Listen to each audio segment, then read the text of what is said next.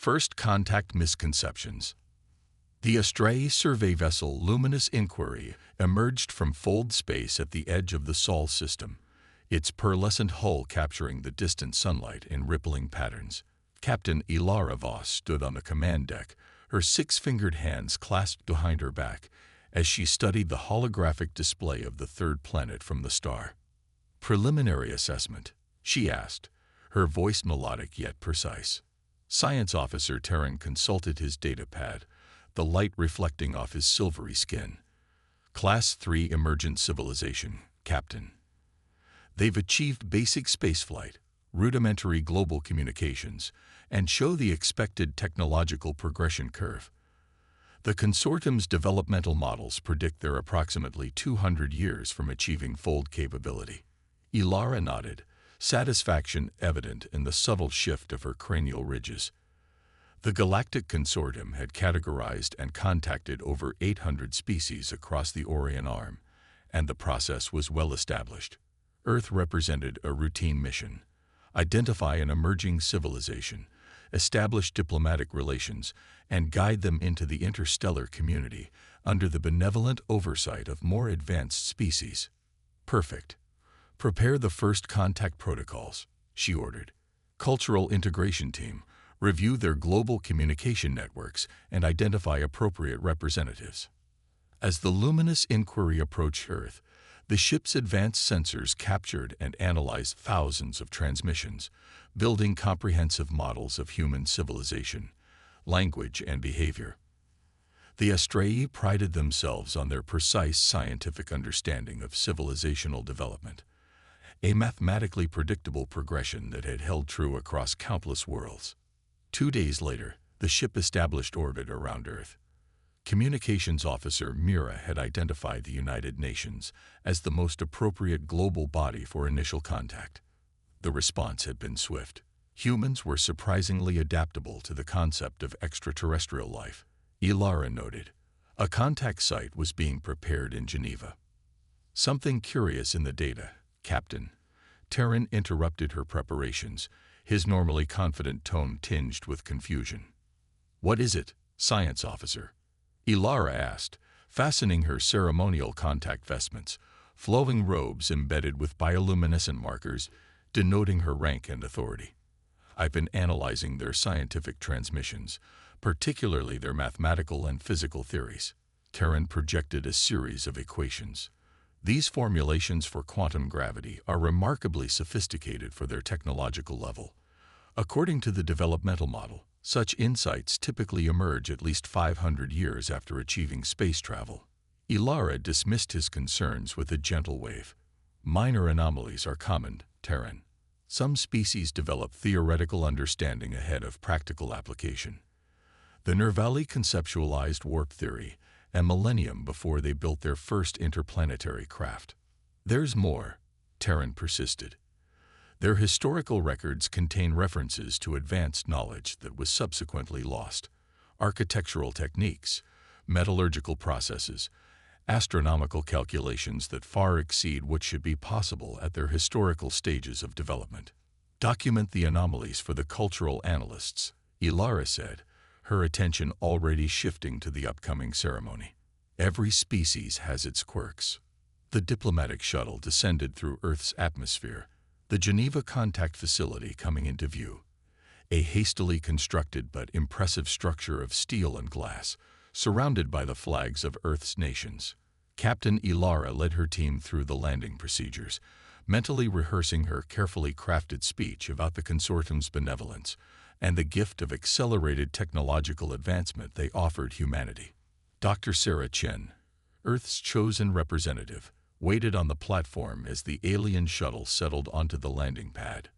A brilliant physicist with diplomatic experience, she had been selected for her combination of scientific knowledge and measured temperament.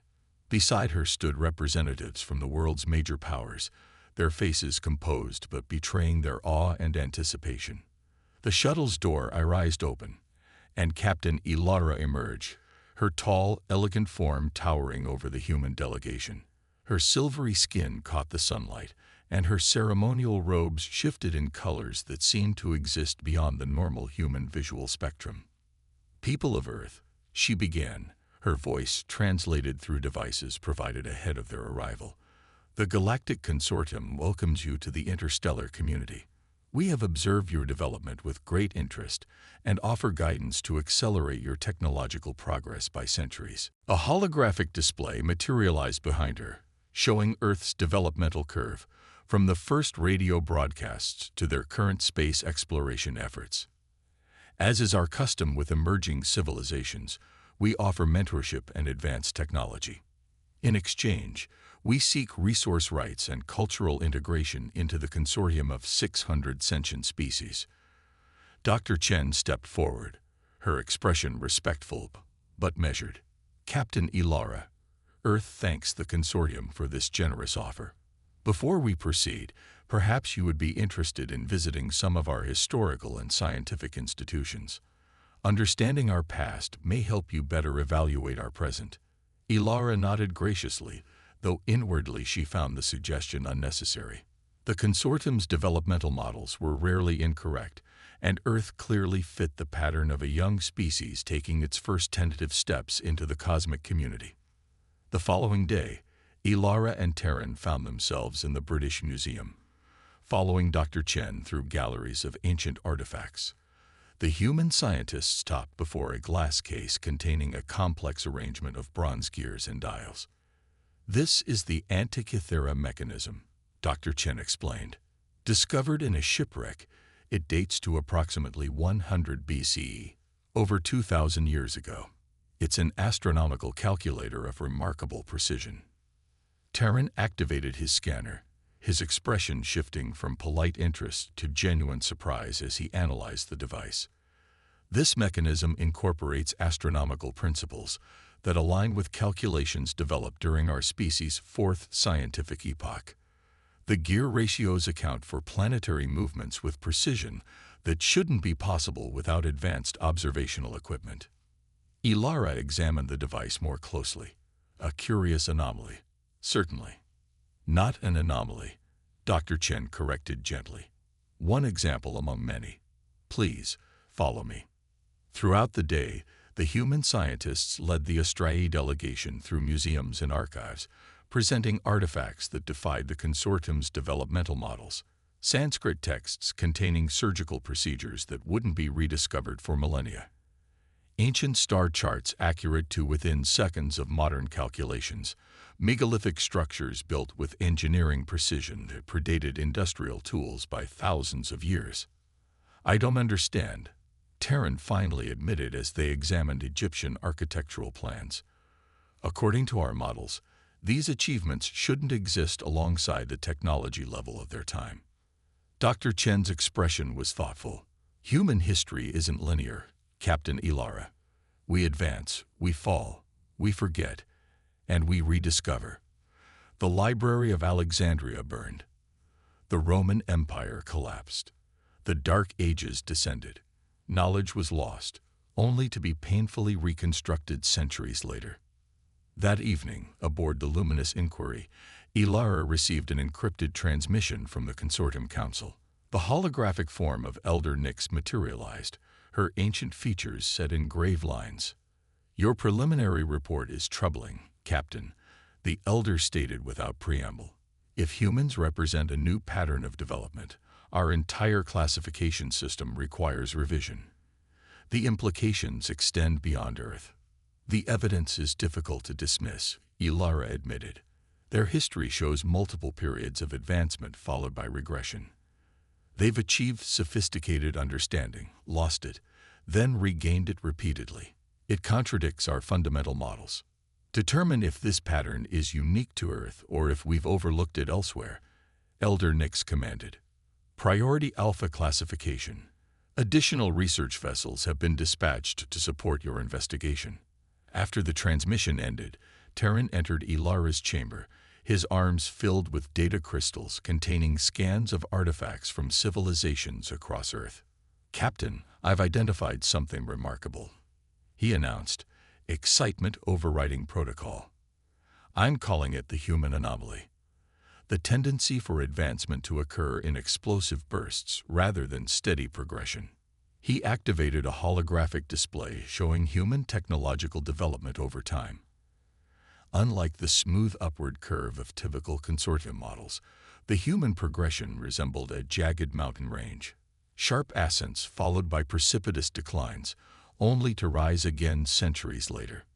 Roman concrete, he explained, pointing to one peak and subsequent valley, was superior to anything humans developed until the 20th century. They lost the technique for over a millennium. Knowledge hoarding by elites, suggested Ilara, struggling to reconcile these findings with the consortium's understanding of civilizational development. No, Terran countered, highlighting another section of the display. Baghdad batteries, Egyptian electroplating techniques, Damascus steel, all represent isolated technological peaks that weren't integrated into broader development. It's as if. As if what? Ilara prompted when he hesitated. As if human civilization has been reset multiple times, Terran whispered. As if they keep reaching certain technological thresholds, then experiencing catastrophic regression. Ilara's bioluminescent patches pulsed with alarm. That contradicts every developmental model in the consortium's archives. Yes, agreed Terran, and there's more. Some of humanity's supposedly mythical accounts, Atlantis, Lemuria, Hyperborea, contain technological descriptions that shouldn't exist in pre-industrial societies. What if they aren't myths at all? Ilara said softly, the implications sending ripples across her silvery skin. The next morning found the alien researchers accompanying Dr. Chen and a team of archaeologists to Göbekli Tepe in Turkey, a site that predated agriculture itself.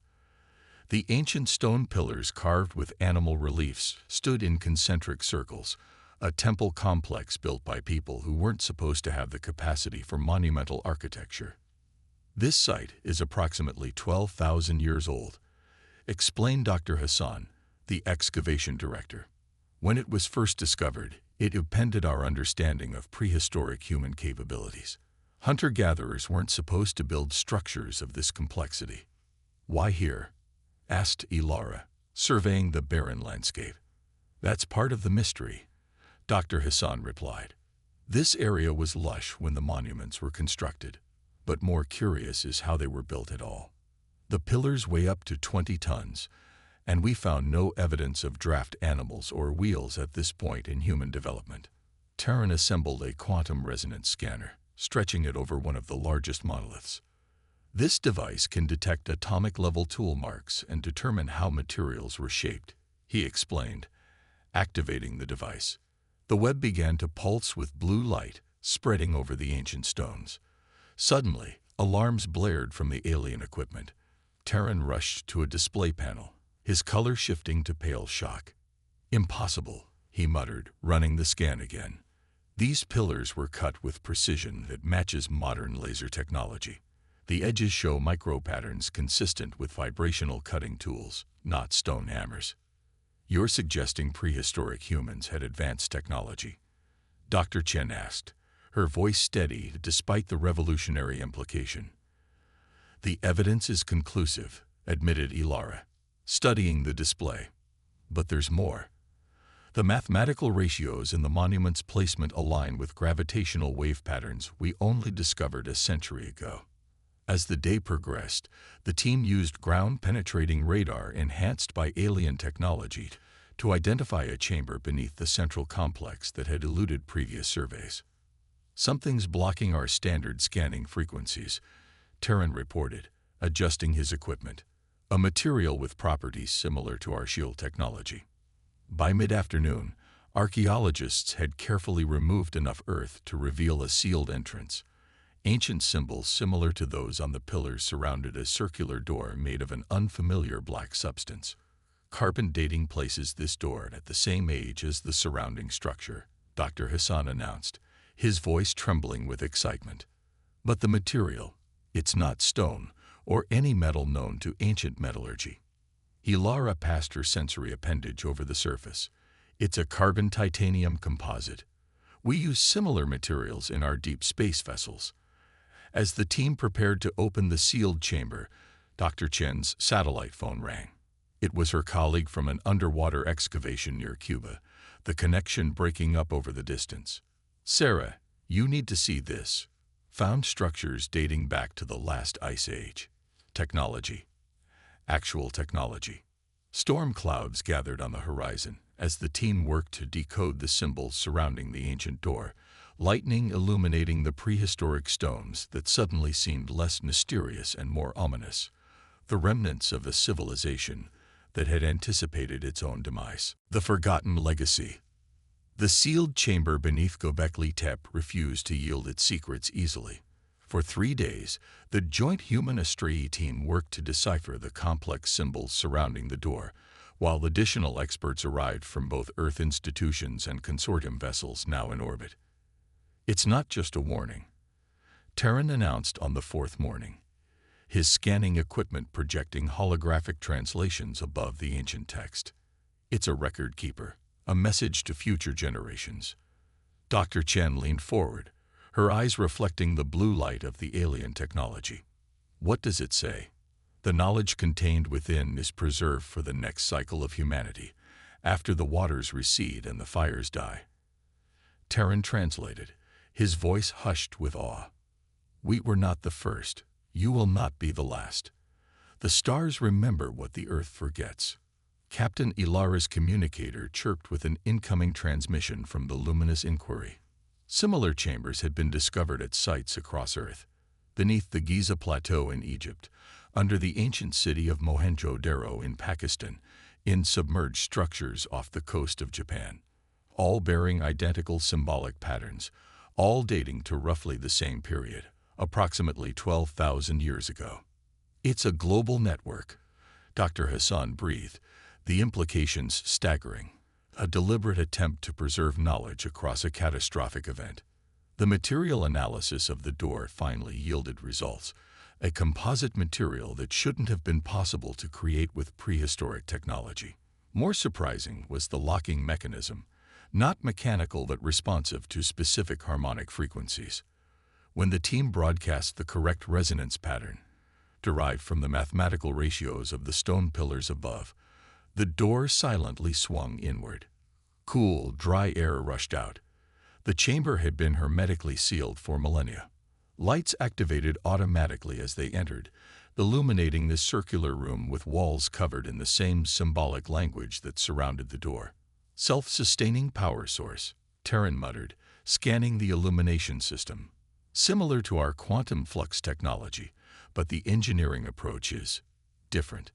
In the center of the chamber stood a crystalline structure resembling a tree, its branches extending toward the ceiling.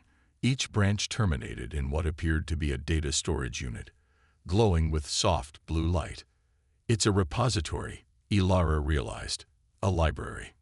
Terran connected his translation device to the nearest crystal. Information flooded through, overwhelming his systems momentarily before adapting to the ancient interface. Images formed in the air, holographic projections showing Earth from orbit, its continents arranged differently than in the present day. "This landmass configuration dates to approximately 20,000 years ago," Dr. Hassan confirmed. "The last ice age." The projections shifted, showing cities of stunning complexity, crystal spires and suspended walkways, vehicles moving without visible propulsion, and orbital platforms circling the planet. Then came the catastrophe, massive solar flares, followed by devastating shifts in Earth's magnetic field, tectonic upheavals, and rising sea levels that consumed coastal civilizations. "They knew it was coming," Dr. Chen whispered. "They prepared." The final images showed a deliberate dispersion of survivors, carrying what knowledge they could to different parts of the world, building the preservation chambers, encoding crucial information in monuments and myths that might survive the coming Dark Age. "This explains so much," Dr. Hassan said, his voice thick with emotion. "The sudden emergence of agriculture after the Younger Dryas period, megalithic structures built with seemingly impossible precision, cultural myths of great floods, and lost golden ages shared across disconnected civilizations." Captain Ilara stood silent, her worldview fundamentally shaken.